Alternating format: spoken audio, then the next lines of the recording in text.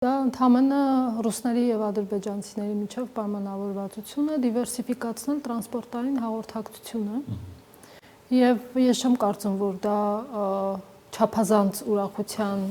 նյութ է, ինչպես որ փորձում է իշխանությունը մեզ ներկայացնել։ Դա լավ է, որ մենք կարողանում ենք դիվերսիֆիկացնել։ Ինչն է վատ։ Վատն այն է, որ դա փորձում են ժողովրդին ներկայացնել որպես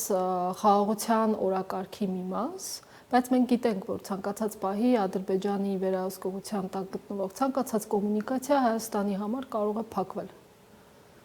Հիմա Ադրբեջանը իր երկաթուղին տրամադրել է։ Հիմա տրամադրումը շատ լավ է։ Ղազախներն են բերում, հիմա ռուսներն են միացել։ Շատ լավ է, որ տրամադրում է, բայց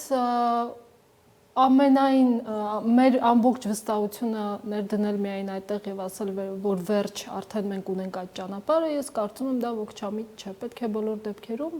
այսպիսի հարցերին մոտենալ խիստ զգուշավոր լավատեսությամբ։ Հա, դեմ չեմ։ Եվ հետո ինչ է, մենք սոված նստած էինք,